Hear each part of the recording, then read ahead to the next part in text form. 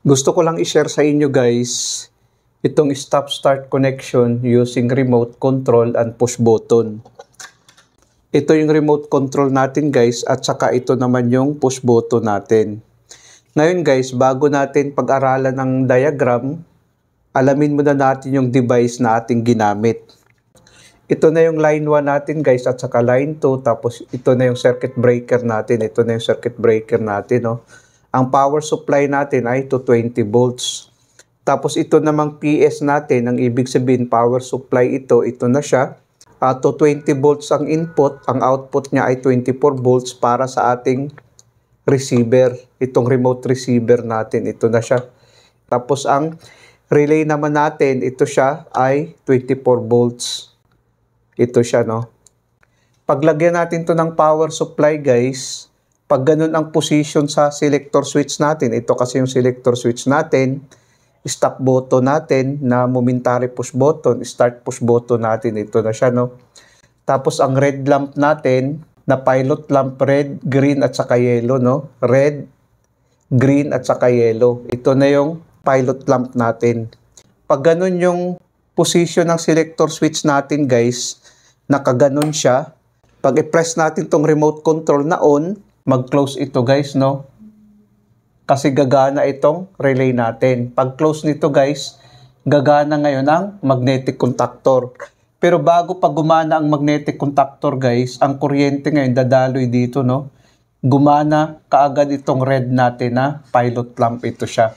Ngayon guys, gumana ang magnetic contactor natin, no? Paggana nito guys, mag-open ito, mag-close naman ito, no? Ngayon, mamamatay itong red, tapos gagana naman ang green natin na pilot lamp.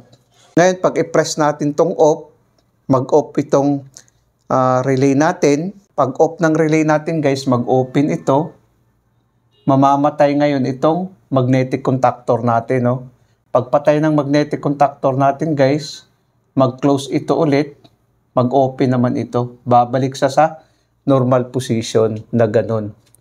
Tapos ngayon, pag i-press naman natin to, ang on, gagana ang relay, mag-close ito ulit, gagana naman ang green lamp natin, no? Mag-close ito, ito naman mag-open.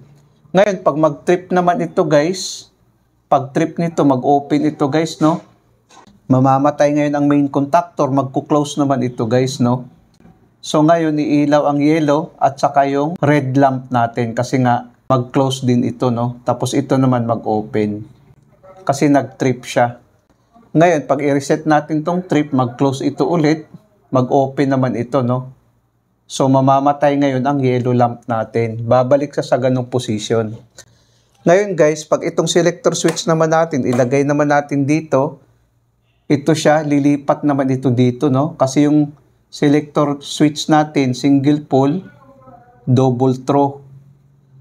Single pole, double throw itong selector switch natin. Pag ganun siya guys, push button naman ang gagana, no? Pag i-press natin tong start button, gaganon ito. Ang kuryente ngayon dadaloy dito, no? Gumana ang main contactor. Paggana ng main contactor guys, mag-close ito. Pag bitawan natin to, babalik to sa normal position na naka-open. Gaganon siya, no? Ang kuryente ngayon dadaloy dito, no? Gumana ngayon ang main contactor natin, no? Itong main contactor natin. Gumana ngayon itong magnetic contactor natin. Paggana nito guys, the same pa rin dito, no? Ito siya mag-open, ito naman mag-close. Ngayon, pag i-press natin itong stop button, ito siya. Mag-open ito guys, no? Gaganon ito guys. Ang kuryente ngayon hanggang dito na lang, no? Mamamatay ngayon itong magnetic contactor natin. Pagpatay ng magnetic contactor natin guys, mag-open ito. Mag-open din ito. Mag-close naman ito guys, no? Babalik sa position na ganyan. Dahil nag-open dito. Pag bitawan natin to guys, babalik to sa normal position na naka-close. Gaganon siya. Ngayon, ang wiring na ito guys, ito na yung kinalabasan sa wiring niya. Winiringan ko na.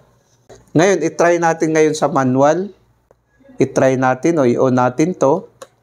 Try natin to guys, no? Gagana siya ngayon sa manual, no?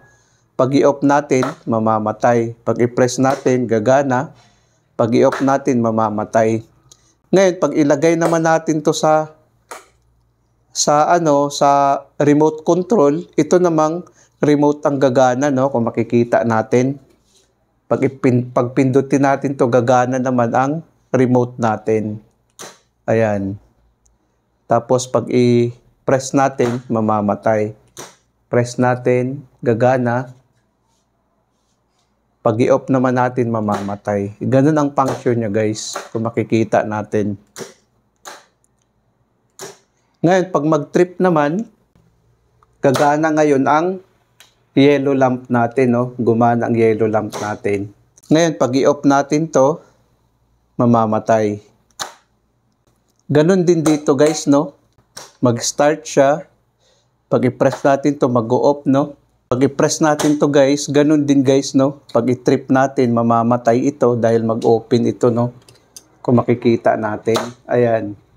Pagpatay niya, gagana ngayon ang trip natin. Start, tapos off.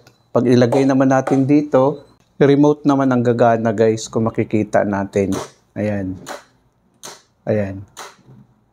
Sana, guys, nakapagbigay ito ng konting kaalaman sa mga baguhan. Maraming salamat sa inyo, guys. Hanggang sa muli.